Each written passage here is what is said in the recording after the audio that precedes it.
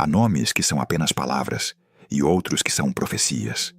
O seu, Rolihlahla, nasceu do murmúrio do rio Mbash e do cheiro de terra úmida do Transkei.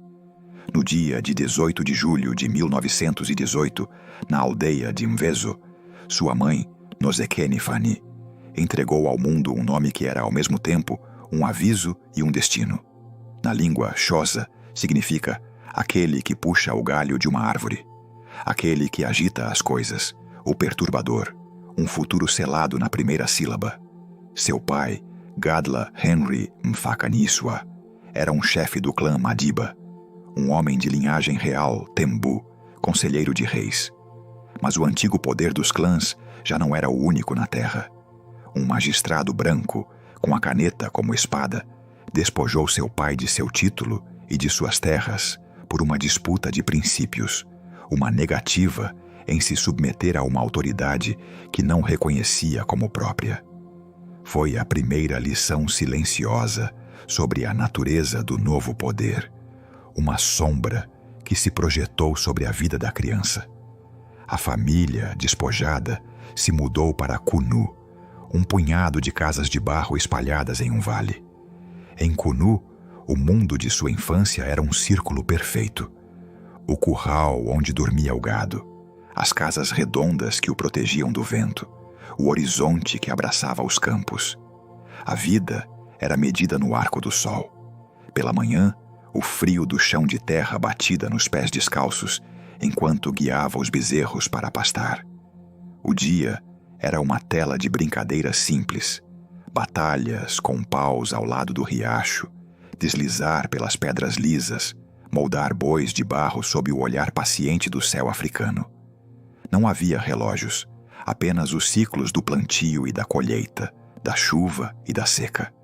Era uma existência elemental, tecida com os fios da comunidade, onde cada criança era filho de todos, e cada lar um refúgio. Mas o sol da infância tem um ocaso. Quando Rolihlahla tinha 9 anos, seu pai morreu. A morte de um pai é o fim de um mundo, e para a criança foi a primeira fissura na ordem perfeita das coisas. Sua mãe, cumprindo a última vontade de seu esposo, o levou ao grande lugar, o Palácio Real de Mikekesweni, para entregá-lo à tutela do regente do povo Tembu, o chefe. O eco das vozes de Kunu se desvanecia lentamente, como a luz do crepúsculo sobre as colinas. O mundo da infância, tecido com o calor da comunidade e o ritmo ancestral da terra, ficava para trás, transformado em memória. Para o jovem Rolihlahla, o caminho que se abria já não era de terra vermelha e familiar, mas um pavimentado com a intenção de uma educação que prometia um lugar em uma nova ordem. O regente Yongintaba, guardião de seu linhagem, havia decidido que o futuro do rapaz não estava no conselho tribal, mas nas salas de aula dos homens brancos. Seu primeiro destino foi Clarkbury, um internato metodista. Lá, o ar cheirava a giz e a madeira encerada, não a fumaça do lar e ao gado.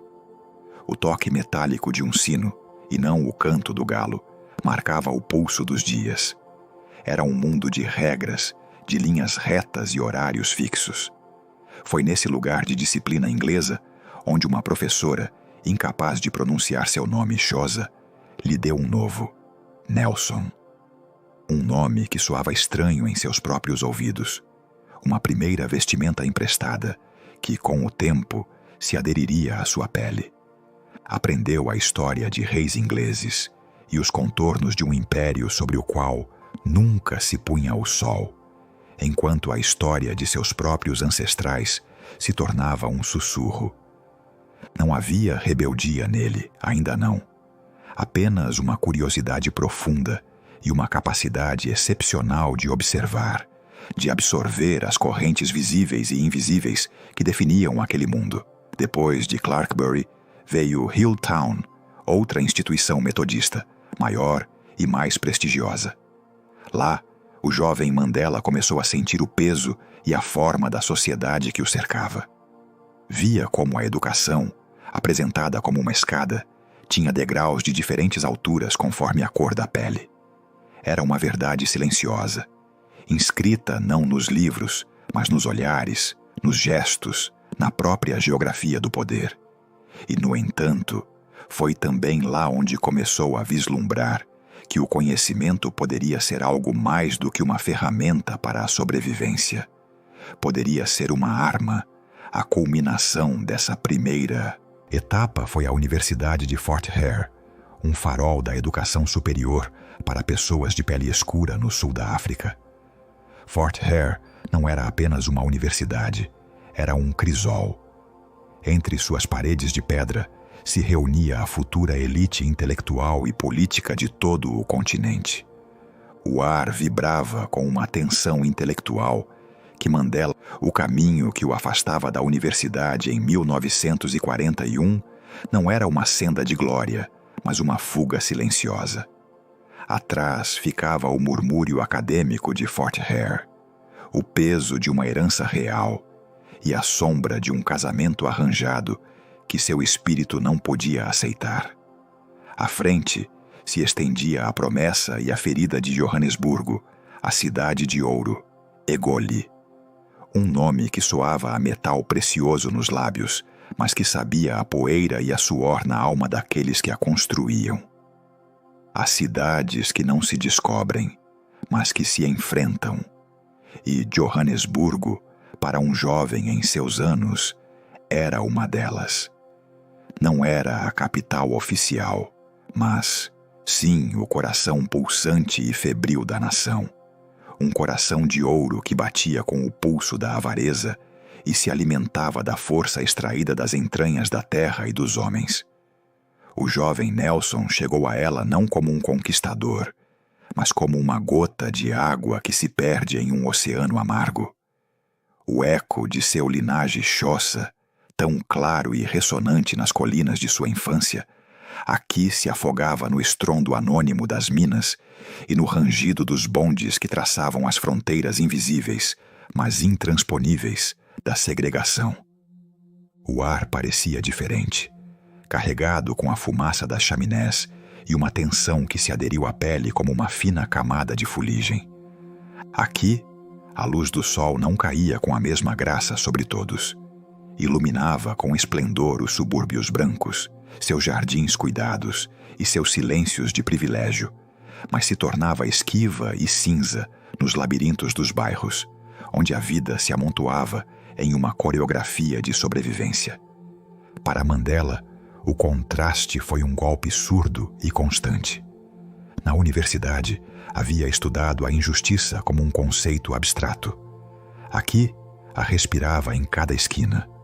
A sentia no olhar esquivo dos brancos, na postura encurvada dos trabalhadores, na humilhação cotidiana do salvo-conduto, esse documento que convertia um homem em um fantasma legal, atado a uma permissão para existir.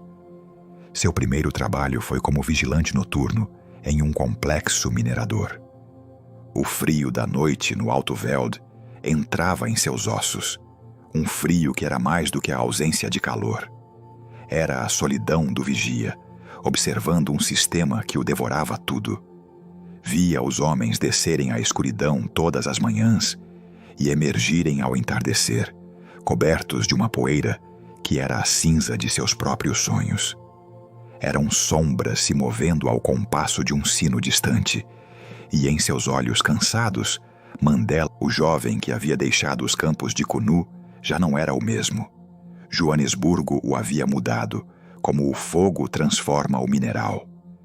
A cidade, com seu hálito de carvão e seu pulso febril, lhe mostrara o rosto nu do poder. A poeira dourada e amarga que cobria suas ruas não vinha apenas das minas. Era também a cinza de inúmeras vidas consumidas por um sistema projetado para destruí-las. Era 1944. Na Europa, o mundo ardia em uma guerra pela liberdade, um eco distante e paradoxal em uma terra onde a liberdade era uma palavra vazia para a maioria. Neste cenário de contrastes, nesta ferida aberta que era a África do Sul, existia há muito uma instituição venerável, o Congresso Nacional Africano. Fundado em 1912, o ANC era como um velho carvalho, de raízes profundas, mas cujo crescimento se tornara lento, quase imperceptível. Era um linagem de homens educados, de clérigos e chefes tribais que acreditavam no poder da palavra escrita, na força do pedido respeitoso. Seus métodos eram os do memorando, da delegação, da súplica a uma coroa e a um parlamento que raramente ouviam. Para muitos, era um eco honroso do passado, uma formalidade quase ritual em um presente cada vez mais brutal. Para Nelson Mandela, aquele jovem advogado em formação cuja herança ainda ressoava com o orgulho dos Tembu, o ANC era o único rio visível em um deserto de opressão. Mas sua corrente era muito mansa, seu leito muito previsível. Ele e outros de sua geração sentiam em seus ossos um tremor distinto, uma impaciência que não se conformava em esperar. Viam como as leis do apartheid, uma a uma, iam se gravando na pedra da vida cotidiana, cercando seus futuros, sufocando sua dignidade. A paciência de seus mais velhos lhes parecia uma forma lenta de rendição. Foi em meio a essa quietude tensa, nas conversas noturnas nas pensões de Alexandra ou nos corredores da universidade, onde uma nova energia começou a tomar forma. Não foi uma explosão, mas uma confluência. Como afluentes que se encontram para formar um torrente, as mentes de Walter Sisulu, Oliver Tambo e o brilhante e apaixonado Anton Lembede se uniram à de Mandela. Eram uma irmandade forjada na urgência, uma constelação de futuros que se negavam a ser extintos. Viam no velho ANC um corpo venerável, mas sentiam que lhe faltava uma alma de fogo. E assim, naquele mesmo ano de 1944, decidiram dar-se-la. Fundaram a Liga Juvenil do Congresso Nacional Africano. Não foi um ato de rebelião contra o fogo da juventude que havia ardido nas salas da universidade e nos debates noturnos da Liga Juvenil, agora deveria encontrar seu caminho. A teoria, afiada como uma lança, ansiava tocar a dura pele da realidade, pois as leis do apartheid não eram uma abstração, eram a geografia cotidiana da dor, uma arquitetura da humilhação construída com sinais, cercas e olhares de desprezo. O inverno de 1952 chegou à África do Sul como uma verdade de pedra. O ar era frio e a paisagem política ainda mais gélida. O governo do Partido Nacional havia tecido uma rede de leis que separavam não apenas os corpos, mas também os destinos. Linhas invisíveis, mas tão duras quanto o granito, dividiam os parques, os trens, os escritórios de correios, as mesmas calçadas por onde caminhavam os vivos. Neste mundo fraturado, um homem jovem, Nelson Mandela, sentiu que o tempo das palavras deveria dar lugar ao tempo dos atos. Já não era apenas o jovem de linhagem real que havia deixado para trás os campos de Kunu. Agora era um advogado, um pai, e sobre suas costas começava a se assentar o peso de um povo. Junto a outros líderes do Congresso Nacional Africano, foi concebido um plano. Não seria uma rebelião de fogo e aço, mas uma de silêncio e presença. A campanha de Umundu, desafio. Sua lógica era tão simples quanto profunda. Se uma lei é injusta, o dever de um cidadão é desobedecê-la. Inspiraram-se na maré tranquila e persistente de Gandhi, uma força que não quebra a rocha, mas a desgasta, a rodeia, a submerge. Mandela foi nomeado voluntário em chefe, um título que não conferia poder, mas uma imensa responsabilidade. Era o primeiro na fila, o rosto de uma resistência pacífica. E assim começou. Não com o estrondo de um canhão, mas com o som quase imperceptível de passos cruzando um limiar proibido. Grupos de voluntários, homens e mulheres comuns, cujos nomes não ficariam gravados na pedra dos monumentos, mas cujos atos formaram o alicerce de uma nova era. Entravam pelas portas reservadas para europeus somente. Sentavam-se nos bancos onde sua pele era um delito. Usavam os serviços que lhes estavam vedados. Não havia gritos, não havia violência. Apenas uma calma solene, uma dignidade que era em si mesma uma arma. Imaginem a cena. Um pequeno grupo se aproxima da estação de trem de Boksburg. O sol da tarde se filtra através da poeira, desenhando longas sombras. Caminham com a cabeça erguida em direção à sala de espera dos brancos. O ar se tensa. As conversas cessam. Todos os olhares se fixam neles. Não há desafio em seus olhos. Após o estrondo da campanha de desafio, um silêncio expectante havia se posado sobre a terra. A poeira das marchas se assentava, e no ar permanecia a pergunta, não sobre como resistir, mas sobre para que viver.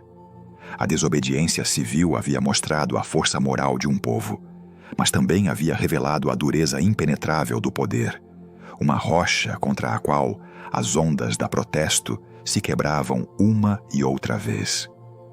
O governo do apartheid não havia cedido. Ao contrário, havia respondido com um inverno de leis ainda mais frias e opressivas. Era necessário algo mais do que a coragem do momento.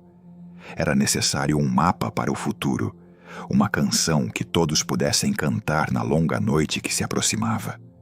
Mandela, cuja voz já havia se tornado profunda nos conselhos do Congresso Nacional Africano, compreendeu, junto aos velhos pilares como Albert Luthuli e Walter Sisulu, que a luta não poderia se alimentar apenas da negação.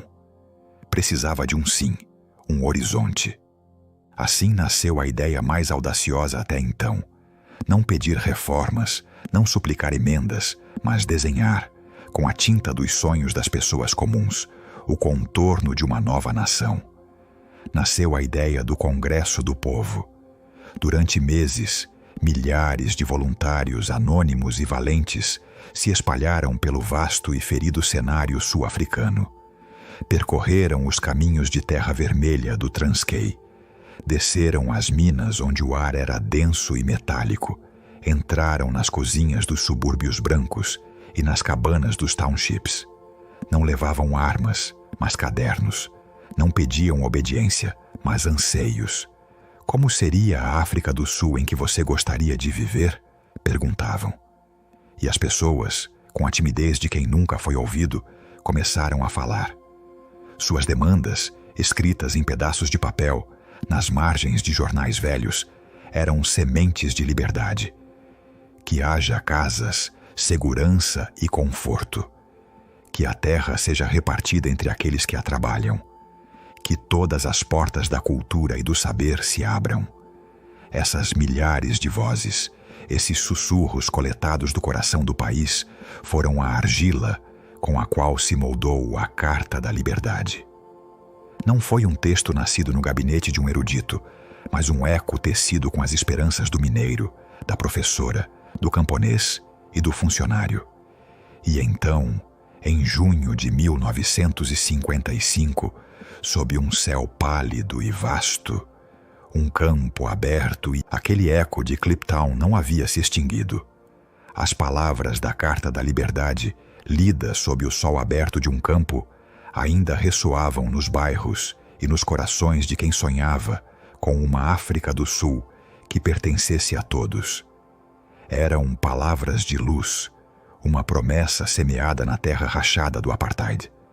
Mas cada maré de esperança provoca uma ressaca de medo nas costas do poder. E o poder, sentindo o tremor sob seus alicerces, respondeu não com diálogo, mas com a fria gramática do Estado. A lei como arma, a acusação como ferrolho. O inverno de 1956 chegou com o som seco do ferro contra a madeira. Na névoa gelada das madrugadas, antes que o primeiro pássaro cantasse, a polícia de segurança bateu nas portas de centenas de lares. Não buscavam criminosos comuns. Buscavam os poetas da nova nação, os arquitetos da Carta. 156 almas, um mosaico da África do Sul que ansiavam, pessoas de pele escura, pessoas de pele clara, indianos, mestiços, foram arrancadas de suas camas, de suas famílias. Entre eles, com a calma grave que já começava a defini-lo, estava Nelson Mandela. A acusação era a mais pesada de todas, uma palavra antiga e terrível, alta traição. A pena, a morte. Começava assim o julgamento da traição. Não se celebrou em um palácio de justiça de mármore e solenidade, mas no velho Drill Hall de Joanesburgo, um cavernoso hangar militar cuja acústica devolvia cada palavra como um eco fantasma. Ali, em um banco improvisado e gigantesco, sentou-se aquele bosque humano. Mestres, operários, clérigos, advogados, Walter Sisulu, com sua sabedoria de pai, Ahmed Kathrada, jovem e veemente, Lilian Ngoyi, cuja voz era um trovão, e Mandela, o advogado, observando a maquinaria de dentro, compreendendo cada engrenagem do sistema que agora pretendia triturá-lo. O julgamento se tornou um longo e lento inverno que duraria mais de 4 anos. Foi um teatro do absurdo. A promotoria, com montanhas de documentos confiscados, panfletos, atas de reuniões, a própria Carta da Liberdade, tentou tecer uma narrativa de conspiração violenta, de um complô comunista para derrubar o Estado. Tentaram demonstrar que o anseio por um voto, que a demanda por compartilhar a terra, que o sonho de que seus filhos não fossem julgados pela cor de sua pele era sinônimo de sedição. Para Mandela e seus companheiros, o julgamento foi uma estranha universidade, uma prisão a céu aberto. Durante o dia, ouviam os áridos argumentos legais, a dissecação de suas esperanças convertidas em provas de acusação. O veredito de inocência no julgamento por traição não trouxe consigo o alívio do sol após a tempestade, mas a calma gelada que precede um inverno mais longo. O Estado, absolvido de suas acusações, mas não de suas intenções, não recuou. Pelo contrário, se atrincheirou atrás de muros mais altos de leis e arame farpado. Para o Congresso Nacional Africano e para Nelson Mandela, o caminho da paciência, aquele caminho percorrido durante meio século com as mãos abertas, parecia desvanecer-se em um precipício. A não-violência, como um mantra repetido diante de uma parede de pedra, começava a soar oca, como uma oração sem Deus que a escute. O ponto de ruptura havia chegado 1 ano antes, em um dia de março de 1960, em Sharpeville. O eco dos disparos da polícia contra uma multidão desarmada ainda reverberava nos vales e na memória. 69 vidas ceifadas, seus corpos caídos sobre a poeira como folhas em um outono cruel. Aquele som não foi apenas o das balas, foi o som de uma porta se fechando para sempre. Em resposta, o governo declarou estado de emergência e proscreveu o ANC. A protesto pacífica se tornou, por decreto, um crime. O diálogo havia se extinguido, deixando apenas o monólogo do poder. Para um homem como Mandela, um advogado formado na lógica e na persuasão, um discípulo da resistência gandiana, esta foi a mais longa e sombria das noites da alma. Como se abandona um princípio que tem sido o pilar de sua vida? Como se pega uma arma quando se defendeu a palavra como a única ferramenta digna? Não foi uma decisão tomada no calor da ira, mas no frio silêncio da impotência. Conta-se que nas reuniões secretas, sua voz, habitualmente firme, se carregava com o peso de uma dúvida monumental. Ele contemplava o rosto de seus companheiros, o cansaço em seus olhos, o legado de sofrimento que representavam, e compreendia que a paz havia falado durante 50 anos e só havia recebido como resposta o estrondo das armas. A não-violência concluía com uma tristeza infinita, não é uma política unilateral. E assim, na clandestinidade, em salas mal iluminadas, onde a fumaça do tabaco desenhava planos incertos, nasceu uma nova estratégia. Nasceu um nome, sussurrado primeiro na penumbra, depois afirmado com a solenidade de um juramento sagrado: Umkhonto we-Sizwe, a lança da nação. O próprio nome era um eco dos guerreiros do legado Xhosa, uma conexão com um passado onde a defesa da terra e do povo não era uma questão de debate, mas um dever. A decisão de pegar em armas havia sido como jogar uma pedra em um lago adormecido. As ondas se espalharam em círculos cada vez mais amplos, alterando a paisagem para sempre. Nelson Mandela, o advogado, o organizador, era agora uma sombra, um sussurro nos bairros, o pícaro que se movia entre a poeira das estradas e a penumbra das cidades. Durante 17 meses, sua vida foi um tapete de identidades falsas e refúgios clandestinos. Um eco que o regime do apartheid perseguia com uma fúria fria e metódica. No 5 de agosto de 1962, o sol de Natal caía a pino sobre uma estrada solitária perto de Howick. O ar cheirava a grama seca e a um fim inevitável. Um carro foi parado em um controle de rotina, ou assim parecia. Dentro, um homem que se fazia chamar David Motsamai, um motorista, sentiu como se o tempo parasse. A liberdade, que havia sido um oceano vasto e perigoso, de repente encolheu ao tamanho de uma cela.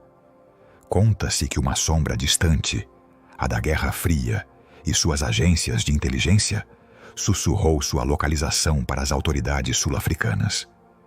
Mas naquele instante, só importava a mão no ombro, a pergunta tranquila, o reconhecimento nos olhos do oficial.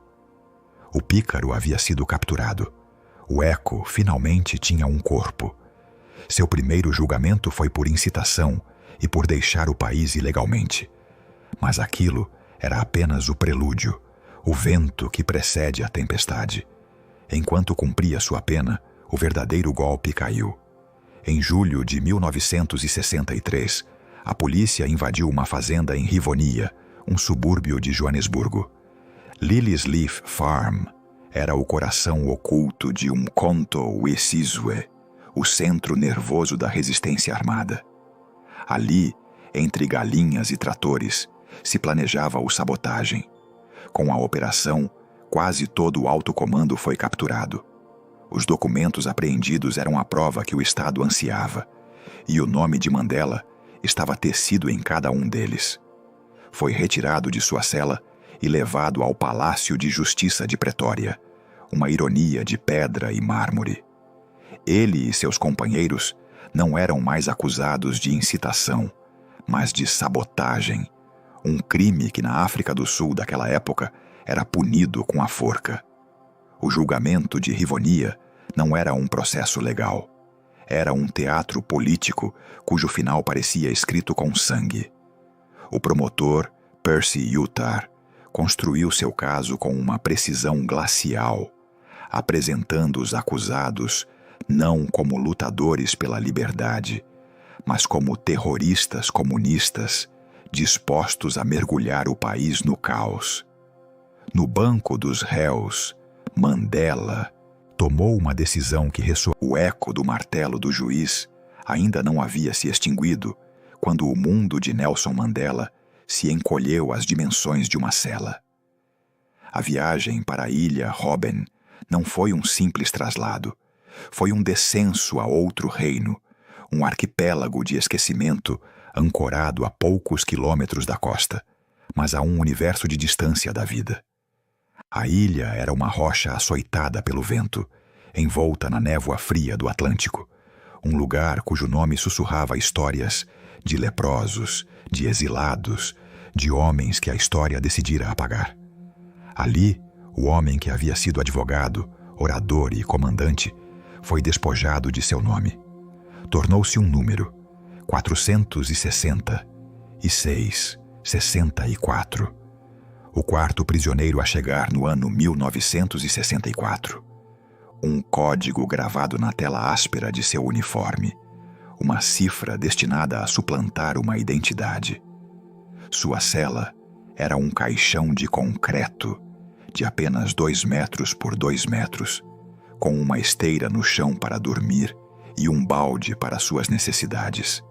A única janela gradeada não dava para o mar nem para a distante silhueta da montanha da mesa, mas para o pátio cinza da prisão. Era um horizonte de pedra. A rotina era um ritual de aniquilação lenta. Cada amanhecer trazia consigo o vento gelado do Atlântico e a viagem para a pedreira de cal. Ali, sob um sol implacável, os prisioneiros políticos passavam seus dias. O trabalho era brutal, primitivo. Com picaretas e pás, quebravam a pedra branca, um esforço inútil projetado não para construir nada, mas para quebrar corpos e espíritos. O pó da cal, fino e corrosivo, entrava em seus pulmões, e com o tempo, o reflexo ofuscante do sol na pedra danificou permanentemente a visão de Mandela. O som que definia seus dias era o golpe rítmico e metálico do ferro contra a rocha, um metrônomo do tempo parado. Mas na monotonia do castigo, floresceu uma resistência silenciosa. O regime havia reunido naquele pedaço de terra as mentes mais brilhantes e os espíritos mais indomáveis da luta. Homens como Walter Sisulu, Govan Mbeki e Ahmed Kathrada compartilhavam o mesmo destino. A pedreira se tornou um parlamento clandestino, os intervalos em salas de aula improvisadas. Com o tempo, foi chamada de Universidade da Ilha Robben. Em sussurros, enquanto os guardas olhavam para o eco dos picos contra a pedra calcária da Ilha Robben havia se tornado o metrônomo de uma vida suspensa. O sol africano, implacável e branco, refletia na rocha e cegava os homens que a partiam, reduzindo-os a silhuetas escuras e suadas. Ali, naquele purgatório de sal e poeira, o prisioneiro número 466/64 havia aprendido a medir o tempo não em dias, mas nas marés que lambiam as bordas de seu exílio e no lento desgaste da pedra sob suas mãos. Mas o regime, em sua soberania, cometera um erro fundamental. Acreditavam que ao prender o corpo, também prendiam a vontade. Não entenderam que uma cela pode se tornar um claustro e uma prisão, uma universidade. Dentro daqueles muros cinzentos, onde o ar cheirava a mar e a desespero, Nelson Mandela e seus companheiros iniciaram a mais silenciosa e profunda das resistências. A pedreira se tornou uma sala de aula a céu aberto e as celas em salas de estudo noturnas. Homens como Walter Sisulu, Govan Mbeki e Ahmed Kathrada, faróis de intelecto e convicção, transformaram a condenação em um seminário perpétuo. Ensinavam uns aos outros história, economia, literatura, direito. Cada conversa, sussurrada longe dos ouvidos dos guardas, era um ato de contrabando intelectual. Cada ideia compartilhada era um tijolo a mais na construção de uma nação que ainda não existia, uma nação forjada na mente antes de poder ser na terra. Mandela, com sua disciplina quase monástica, era o centro de gravidade deste universo carcerário. Levantava-se com a primeira luz cinza que filtrava pelas grades, seu corpo endurecido pelo trabalho forçado, sua mente afiada pelo estudo. Lia Shakespeare e Tolstói, buscando na condição humana universal um reflexo de sua própria luta. Estudava o Afrikaans, a língua do opressor, não como um ato de submissão, mas como uma ferramenta para compreender a mentalidade de seus carcereiros, para encontrar as fendas em sua armadura de certeza. Era um general estudando o mapa do território inimigo, mesmo quando o campo de batalha era sua própria alma e a de seus captores. A resistência não era apenas intelectual, era moral. Manifestou-se em pequenos atos de dignidade que adquiriam uma ressonância imensa naquele vazio. A luta para obter calças longas, em vez dos humilhantes calções reservados aos prisioneiros. A negativa a desviar o olhar. O trato cortês, mas firme, com os guardas, alguns dos quais, jovens. O tempo, na cela da ilha Robben, era medido em marés e no lento crescimento do musgo sobre a pedra. Mas fora de seus muros, a década de 1980 chegou como um vento gelado e violento, um vento que sacudia os alicerces da África do Sul. O mundo, que durante anos havia desviado o olhar, agora observava com uma fixidez desconfortável. A paciência das nações havia se esgotado, transformada em cinzas. O eco do nome de Mandela, que havia sido um sussurro entre os muros da prisão e nos corações de seus, agora ressoava nos parlamentos de Londres e Washington, nos estádios de concertos e nas manifestações estudantis de todo o planeta. A campanha Libertem Nelson Mandela já não era o apelo de um povo oprimido. Havia se tornado um imperativo moral para uma geração global. Era uma canção simples, um refrão que se recusava a morrer, e sua melodia começou a erodir a legitimidade do regime de Pretória, com a constância de uma gota de água sobre a rocha. Na África do Sul, o ar havia se tornado denso, quase irrespirável. O governo, liderado pela figura austera de P.W. Botha, o homem conhecido como o Grande Crocodilo, tentou uma manobra desesperada. Em uma tentativa de acalmar a tempestade, ofereceu reformas que eram pouco mais que fissuras cosméticas em um muro que desmoronava. Criou um parlamento tricameral, concedendo uma representação simbólica e sem poder real às comunidades mestiças e indianas, mas excluindo deliberadamente a imensa maioria. Foi um erro de cálculo nascido da arrogância. Em vez de dividir os oprimidos, a medida os unificou em sua indignação. Demonstrou que o regime não entendia, ou não queria entender, que a demanda não era por migalhas de poder, mas pela dignidade de uma humanidade compartilhada. A resposta não tardou a chegar. Os bairros, aqueles vastos cinturões de pobreza que cercavam as cidades brancas, arderam. Não era o fogo de uma revolução organizada, mas a combustão espontânea da desesperança. Uma nova geração, que não conhecera mais que o apartheid, que não lembrava um tempo anterior à humilhação, se levantou. Eram os filhos e netos dos mineiros e das empregadas, e sua paciência era mais curta, sua fúria mais afiada. As ruas se encheram do acre odor de pneu queimado, do assobio do gás lacrimogênio e do estrondo surdo dos veículos blindados. O governo declarou o eco dos distúrbios e a maré crescente da pressão internacional haviam começado a erodir os fundamentos do poder. Nos anos 80, o inverno do apartheid, que parecia eterno, começou a mostrar fissuras em seu gelo, rachaduras finas, como um cabelo por onde filtrava uma luz incerta, uma possibilidade de descongelamento. O regime, um colosso de ferro e dogma, continuava de pé, mas seus líderes mais astutos ouviam o crepitar da estrutura, sentiam o tremor da terra sob seus pés e sabiam que a história, como uma força geológica, não pode ser contida para sempre.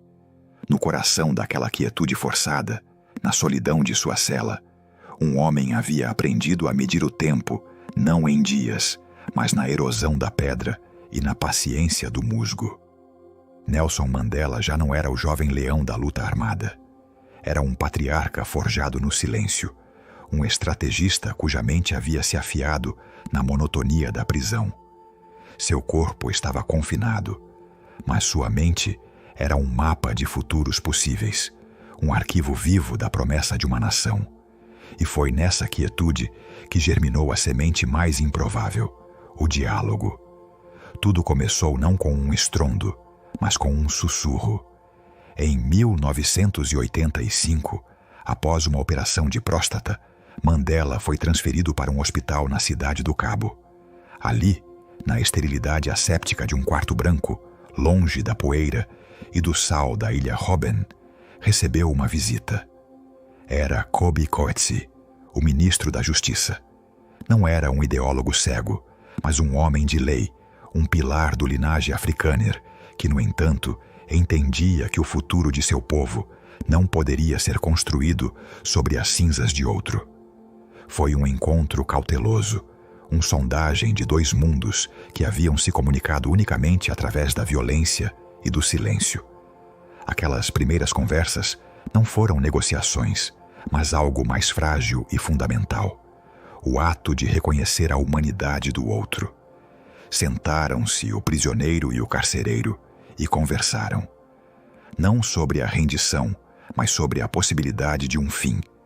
O governo, personificado na figura granítica de P.W. Botha, o grande crocodilo, exigia que Mandela renunciasse à violência. Mandela, com a calma de quem ponderou cada palavra durante mais de 2 décadas na penumbra, respondia que era o Estado quem havia iniciado a violência. Não oferecia concessões, mas um caminho. Explicava com a paciência de um mestre que a paz não poderia ser uma condição para a liberdade, mas sua consequência. Esses encontros se multiplicaram no mais absoluto segredo. Às vezes, as conversas secretas, sussurros nos corredores do poder que haviam ressoado como ecos em uma caverna durante anos, finalmente teceram um fio frágil, mas tangível, de esperança. O longo inverno do apartheid, que havia congelado a alma da África do Sul durante quase meio século, mostrava suas primeiras fissuras, rachaduras por onde filtrava uma luz incerta. A decisão, anunciada pelo presidente F.W. de Klerk, um homem de uma linhagem que havia forjado aquele sistema de pedra e segregação, caiu sobre o país como uma chuva inesperada após uma seca interminável. Nelson Mandela seria um homem livre. O ar daquele fevereiro de 1990 vibrava com uma eletricidade palpável, uma mistura de júbilo e temor. O dia 11 amanheceu sobre o Cabo com um sol pálido, como se a própria natureza contivesse a respiração. O mundo inteiro tinha seus olhos voltados para a entrada da prisão Victor Verster, uma cadeia de mínima segurança que havia sido a última morada do prisioneiro mais famoso do planeta. Não eram mais os muros cinzentos e a pedreira de cal da ilha Robben, mas uma casa com jardim, uma jaula mais confortável, mas jaula, afinal, onde o símbolo se preparava para voltar a ser homem. Dentro, um ancião de 71 anos se preparava para reencontrar um mundo que mal lembrava. 27 anos, 6 meses e 6 dias. Um tempo tão vasto que se torna uma geologia pessoal, com suas próprias eras de erosão e sedimentação. Não era apenas a alegria da liberdade que fervia em seu interior, mas também o peso avassalador de um símbolo. Durante quase 3 décadas, sua ausência havia sido uma presença mais poderosa do que a de qualquer homem. Seu nome, um estandarte. Seu rosto, um ícone proibido que todos conheciam. Agora, o mito deveria voltar a ter carne, ossos e uma voz que não fosse um eco do passado. Conta-se que nessas últimas horas, enquanto o mundo esperava, ele manteve uma calma solene, a quietude de quem aprendeu a dominar o tempo interior, a torná-lo seu aliado e não seu carcereiro. E então a porta se abriu. Eram 4h15 de uma tarde que ficaria gravada na memória do século. Não saiu correndo, nem com a pressa de quem foge. Caminhou, com a dignidade de quem mediu o tempo, não em dias, mas em décadas. Ao seu lado, Winnie, sua esposa, sua mão firmemente entrelaçada com a dele. O sol da tarde, o eco das fechaduras ao se abrirem havia desaparecido, substituído pelo murmúrio expectante de milhões de almas. Nelson Mandela, libertado da matriz de pedra da prisão, não caminhava agora por um pátio carcerário, mas pelo vasto e fraturado panorama de uma nação à beira de seu próprio renascimento ou de sua aniquilação.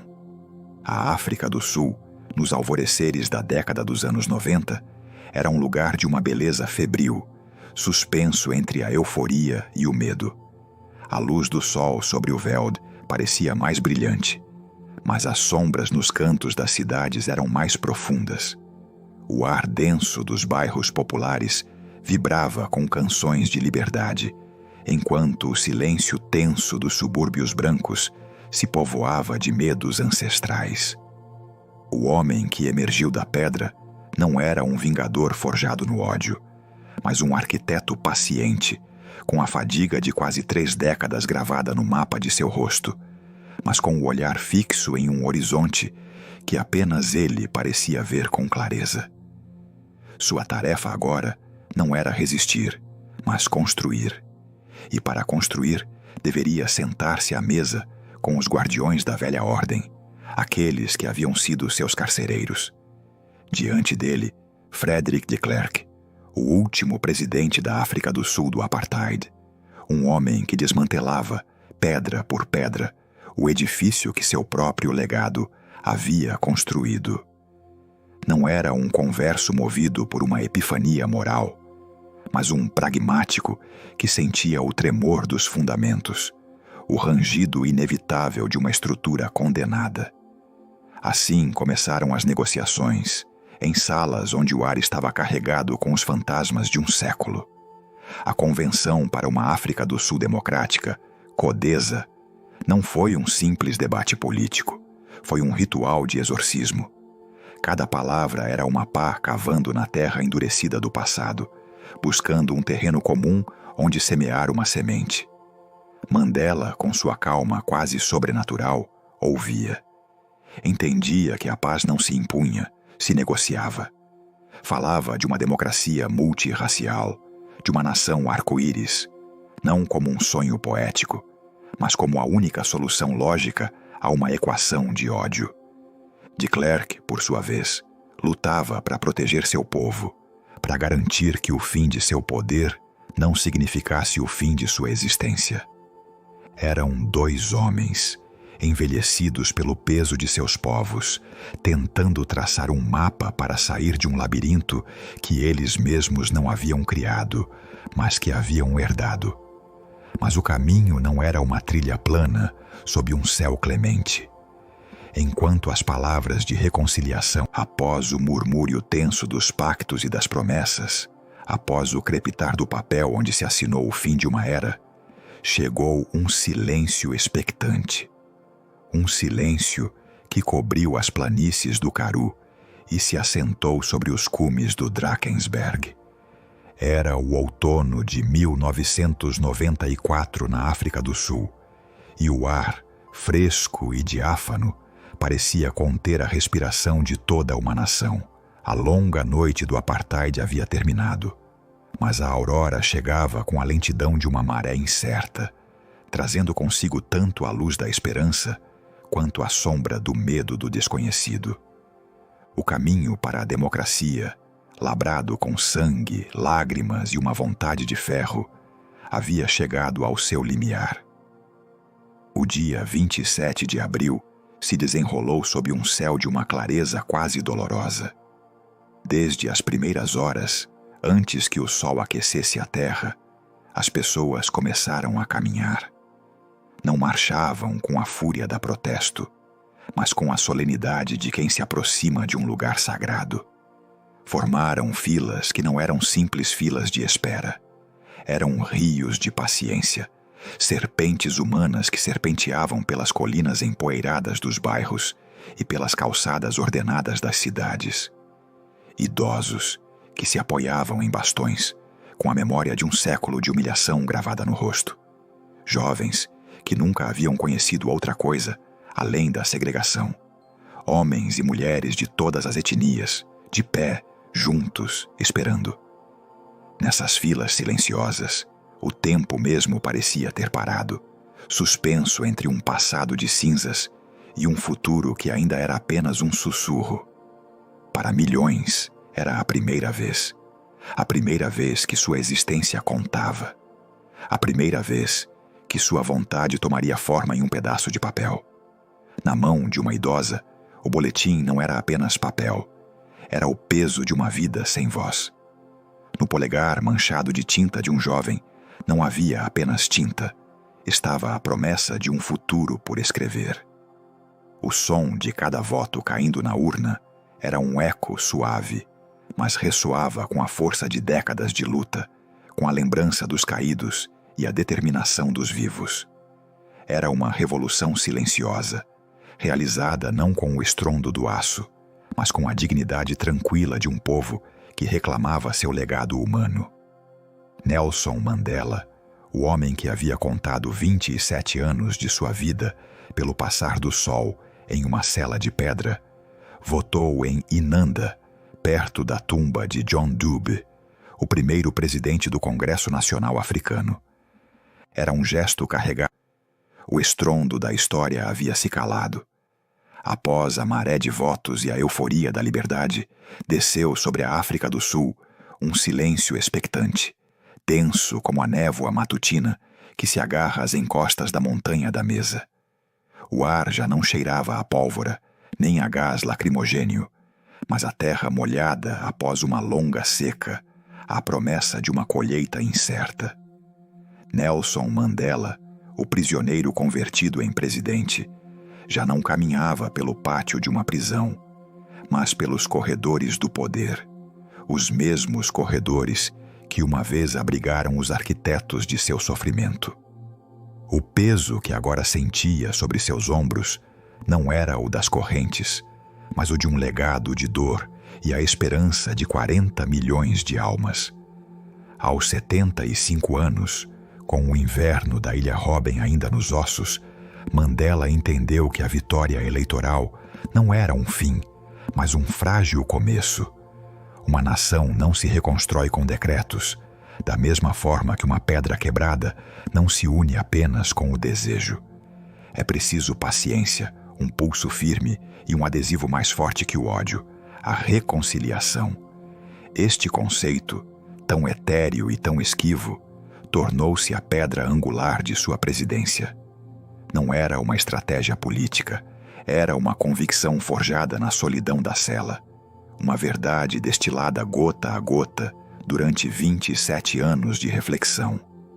Sabia que o ressentimento era um veneno que, mais cedo ou mais tarde, consumiria tanto o oprimido quanto o opressor. Seu primeiro ato foi um gesto de uma audácia quase incompreensível. Formou um governo de unidade nacional, convidando seus antigos adversários, incluindo F.W. de Klerk, a sentar-se ao seu lado. Não era um ato de ingenuidade, mas de profunda sabedoria.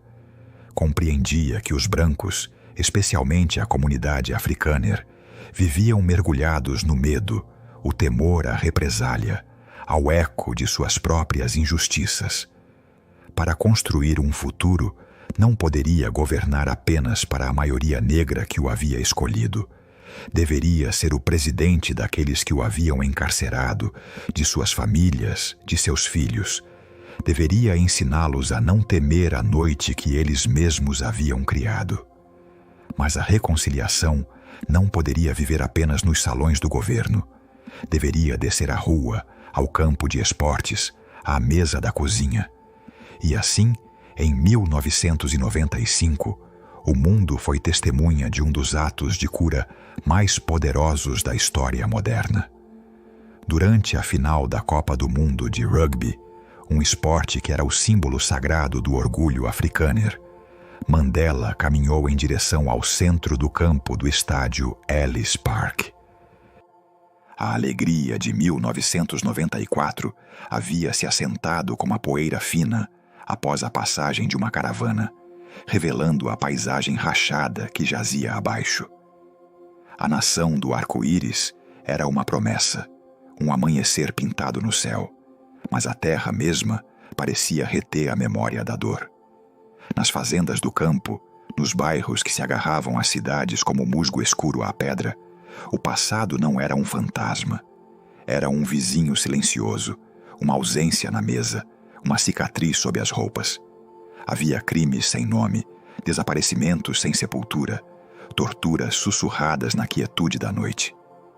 Mandela, o arquiteto da nova era, compreendeu com uma clareza que gelava a alma que uma nação não pode ser construída sobre fossas comuns, sem nome nem sobre o silêncio dos algozes. O caminho da justiça convencional, o dos julgamentos ao estilo de Nuremberg, teria incendiado a frágil paz, desencadeando uma guerra civil entre os que ainda seguravam as armas e o poder econômico. O outro caminho, o do esquecimento, o de uma anistia geral e cega, teria sido uma traição a cada vítima, uma segunda morte para os que já haviam perecido. Era uma escolha entre a vingança e a amnésia, e nenhuma das duas oferecia um futuro. E assim, da mente de um estadista e da alma de um povo ferido, nasceu uma ideia tão frágil quanto audaciosa, um terceiro caminho iluminado por uma luz tênue e terrível, a comissão da verdade e da reconciliação. Não era um tribunal para punir, mas um fórum para conhecer. Sua premissa era um pacto quase insuportável, uma troca que desafiava a lógica da dor, a anistia em troca da verdade. Os perpetradores de violações graves dos direitos humanos, fossem agentes do Estado ou membros dos movimentos de libertação, podiam solicitar a anistia se confessassem a totalidade de seus crimes. A anistia não era o perdão que apenas as vítimas podiam conceder. Era um ato legal, um sacrifício no altar do futuro. À frente dessa expedição ao coração das trevas, foi colocado um homem cuja risada podia encher uma catedral e cujas lágrimas podiam quebrar a pedra. O arcebispo Desmond Tutu. Ele seria o confessor da nação, o guardião de sua agonia. As sessões começaram em 1996. Não em grandes tribunais de mármore, mas em salões comunitários, em igrejas de tijolo vermelho, sob a luz funcional de fluorescentes que zumbiam suavemente. Ali, o horror se despia de sua abstração. Homens que haviam sido monstros na sombra, agora se sentavam. As vozes da Comissão da Verdade e da Reconciliação começavam a se apagar, deixando para trás um silêncio denso, carregado com o peso das histórias contadas. O ar da África do Sul, nos últimos anos do século, era como o de um campo após uma longa e brutal tempestade. A terra estava encharcada de lágrimas e sangue. As cicatrizes eram visíveis em cada sulco, mas o sol, um sol frágil e novo, começava a secar a lama. Neste cenário de memória e esperança, um homem cujo nome se tornara sinônimo da luta em si, se preparava para um último ato de liderança: a arte de saber se retirar. Era 1999. Nelson Mandela tinha 80 anos. Em seu rosto, cada ruga era a lembrança de um inverno na ilha Robben, cada linha ao redor de seus olhos, a sombra de uma perda ou uma vitória conquistada a um custo imenso. Ele havia guiado sua nação das trevas da segregação até o limiar de uma democracia multirracial. Havia sido a âncora na maré da mudança, o pastor que reuniu um rebanho disperso e ferido. Mas o corpo, ao contrário do espírito, obedece às estações. O cansaço não era mais o de um dia de trabalho, mas o de uma vida inteira na linha de frente da história. Um cansaço profundo, tecido no músculo e no osso. Sua decisão de não buscar um segundo mandato não foi uma surpresa, mas seu significado ressoou com a força de um antigo gong. Em um continente onde o poder muitas vezes se agarrava com mãos desesperadas até o último suspiro, Mandela oferecia uma lição silenciosa e profunda. O poder, para ele, não era uma coroa, mas uma ferramenta que se usa e depois se cede. Era a última peça de sua arquitetura democrática. Demonstrar que a nação que ajudou a nascer poderia sobreviver a seu fundador. O homem deveria se retirar para que a instituição pudesse respirar por si mesma, para que o legado da liderança não dependesse de um único nome, mas da vontade do povo. No dia da transição, em junho, não houve a pompa de uma coroação, nem a tragédia de uma abdicação. Foi um ato solene, quase familiar. A luz de Pretória caía sobre a multidão, enquanto Thabo Mbeki, seu sucessor, prestava o juramento. Mandela, o poder, como uma maré, havia se retirado das costas de sua vida oficial. O estrondo dos parlamentos, o peso do selo presidencial, o murmúrio constante dos assessores. Tudo isso havia se desvanecido no ar quieto de 1999, deixando para trás um silêncio profundo.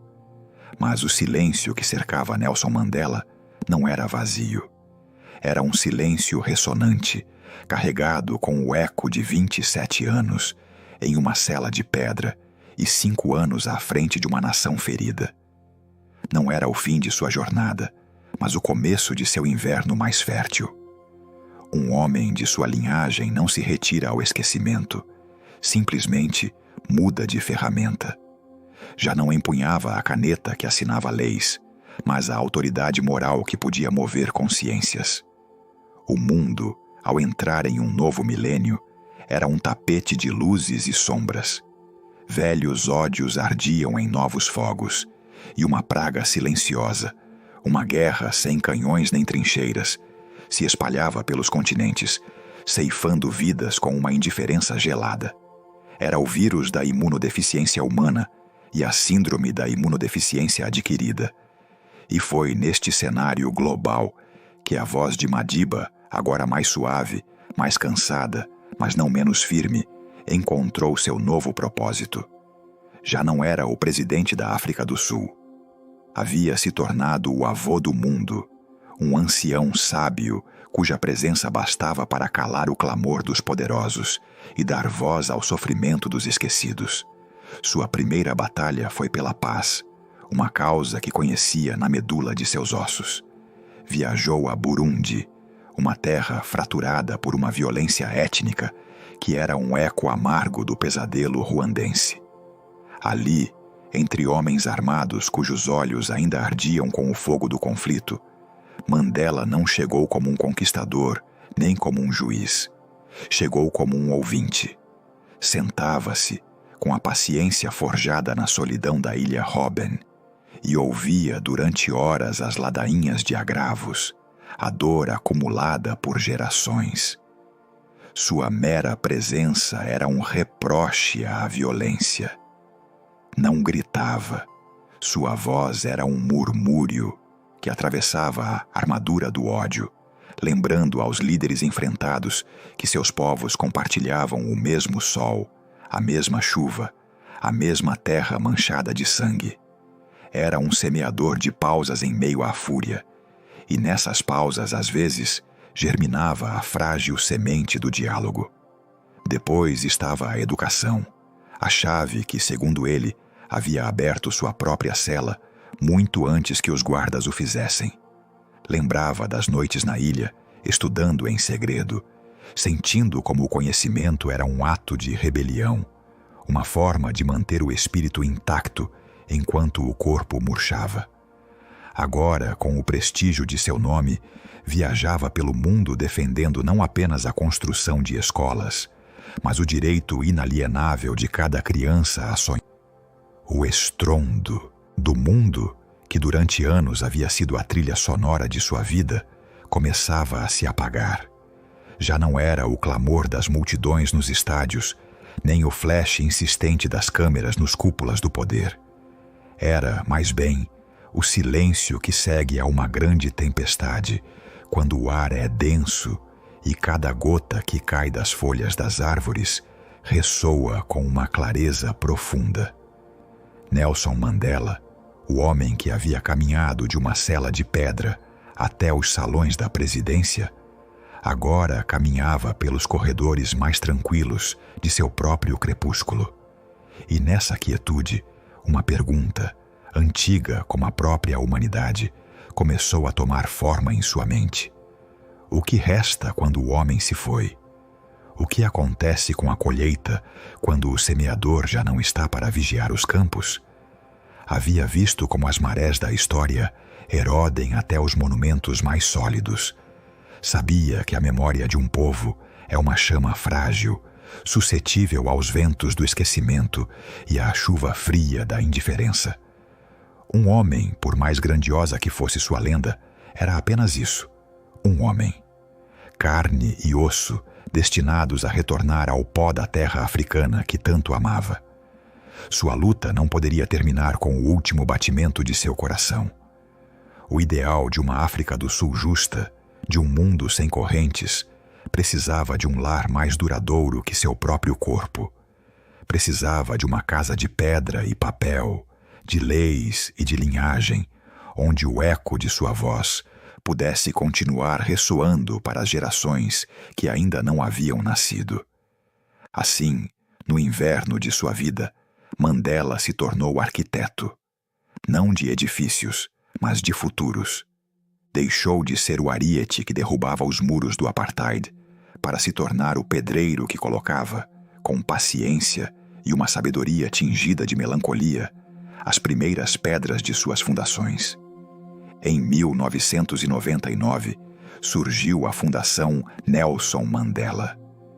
Não era um monumento a si mesmo, mas um arquivo vivo, um centro para o diálogo, um lugar onde o murmúrio dos papéis e o rigor do debate manteriam viva a conversa sobre a justiça social.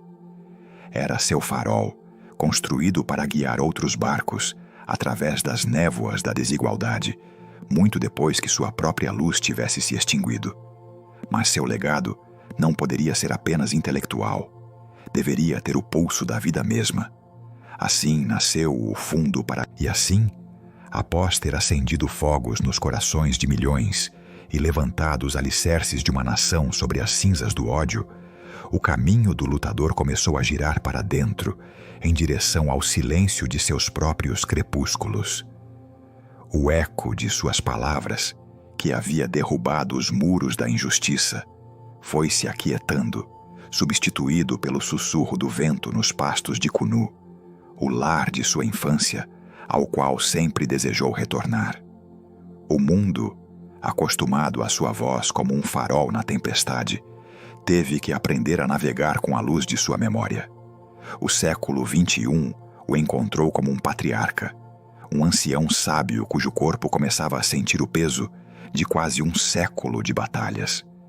Cada ruga em seu rosto era um mapa de sua jornada. A severidade da prisão, o fardo da presidência, o sorriso da reconciliação. Sua aposentadoria não foi uma porta fechada de golpe, mas uma maré que se retira lentamente, deixando na praia a marca indelével de seu passo. Ele ainda recebia líderes e dignitários, mas suas audiências tornaram-se mais breves, sua presença mais etérea. Já não era o estrategista na sala de guerra, mas o avô da nação, Madiba, cujo simples gesto de aprovação ou seu olhar sereno bastavam para guiar. A terra da África do Sul, que ele havia ajudado a curar, lhe ofereceu um último cenário. Foi no inverno de 2010, durante a Copa do Mundo de Futebol. O ar de Joanesburgo era gélido, cortante, mas o estádio Soccer City ardia com uma febre de unidade e orgulho que ele mesmo havia semeado.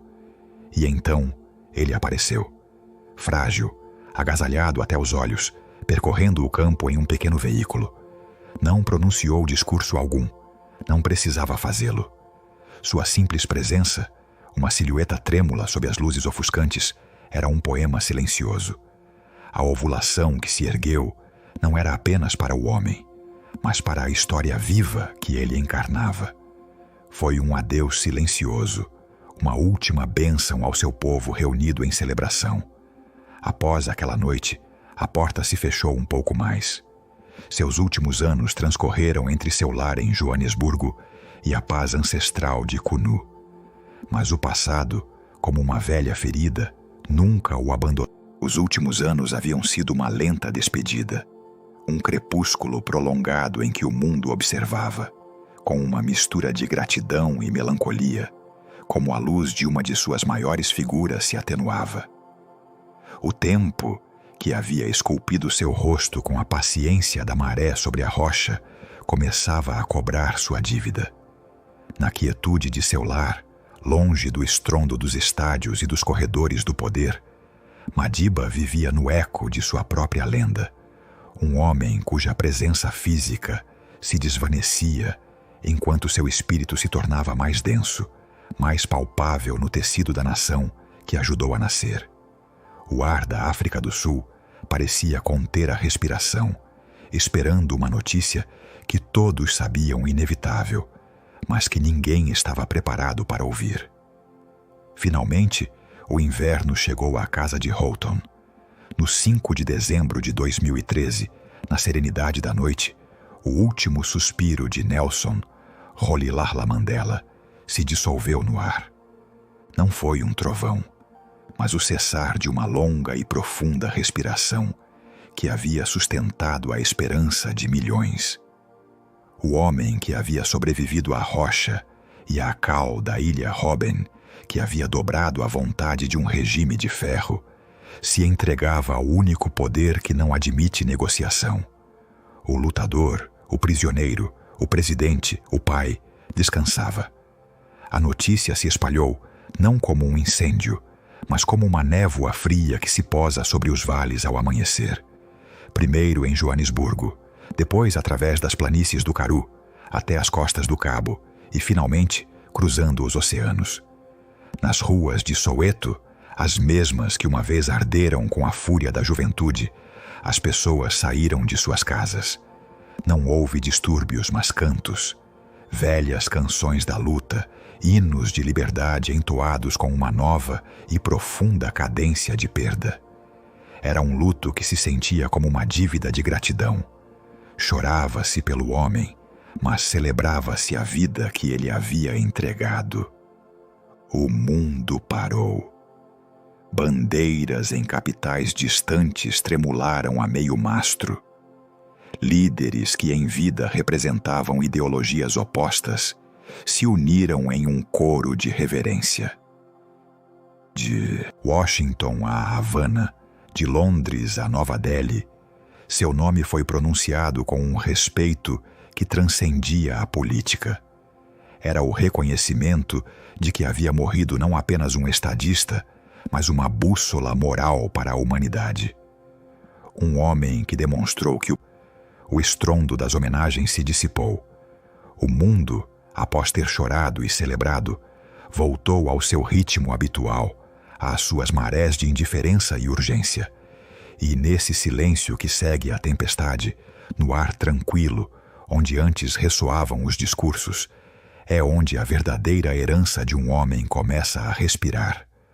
O homem de carne e osso, Nelson Mandela, já descansa na terra vermelha de Cunu, sob o mesmo céu vasto que o viu nascer. Mas seu impacto, como um eco em um vale profundo, não fez mais do que começar sua longa jornada através do tempo. Seu nome se tornou uma pedra de toque, um padrão contra o qual a consciência do mundo se mede a si mesma. Nos salões do poder, onde a diplomacia muitas vezes é um jogo de sombras e espelhos, a figura de Mandela se ergue como um pilar de granito.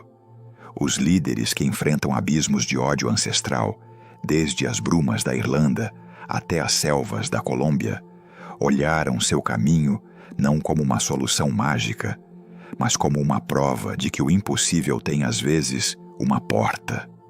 A reconciliação, essa palavra que ele preencheu de significado com o peso de seu próprio perdão, deixou de ser uma utopia para se tornar uma estratégia política, um manual não escrito sobre como reconstruir uma nação a partir de suas cinzas, sem consumir os sobreviventes no fogo da vingança. Mas seu legado mais profundo não reside nos palácios de governo, mas nos lugares anônimos onde a dignidade humana continua sendo uma batalha diária. Sua história se tornou um fogo ao qual se aproximam aqueles que sentem o frio da injustiça. Para o prisioneiro político que conta os dias, na penumbra de uma cela, a lembrança de Robben Island é um sussurro de resistência. Para o ativista que marcha sob um sol implacável, com a garganta seca pelos gritos de igualdade, o longo caminho de Mandela em direção à liberdade é o mapa que o impede de se perder na desesperança. Sua vida demonstrou uma verdade fundamental, tão simples e tão dura quanto a pedra, que um sistema inteiro de opressão pode ser desmantelado pela persistência da vontade humana, que 27 anos de escuridão não podem extinguir a luz de uma ideia. Sua influência se entrelaçou na própria linguagem dos direitos humanos. E assim, a fogueira consome suas últimas brasas, e o longo relato chega ao seu fim. A fumaça se eleva em direção a um céu indiferente, levando consigo as datas, as batalhas e os discursos. Mas o que fica suspenso no ar frio da noite não é cinza. É um eco, um calor residual que se adere à memória como o musgo à pedra antiga. O homem, Rolihlahla, já não caminha entre nós. Seu corpo retornou à terra de Kunu, a mesma terra vermelha que sentiu sob seus pés descalços de criança. Mas sua história transcendeu a carne e o osso. Tornou-se uma linhagem, não de sangue, mas de espírito. O nome Mandela já não pertence a um homem. É uma constelação no firmamento moral da humanidade, um guia para os navegantes perdidos nos mares da injustiça. Seu legado não é um monumento de granito frio e perfeito que admirar à distância. É, mais bem, uma semente plantada no solo pedregoso da natureza humana, regada durante 27 invernos com a paciência da pedra e a esperança do sol. Hoje, essa semente germina em lugares inesperados. Brota no coração de um jovem ativista que, em uma praça distante, levanta uma faixa não com ira, mas com uma calma desafiadora. Floresce na sala de negociações, onde inimigos acérrimos, exaustos pelo som do ferro e o cheiro da pólvora, decidem sentar e ouvir, lembrando que um prisioneiro lhes ensinou a dialogar com seus carcereiros.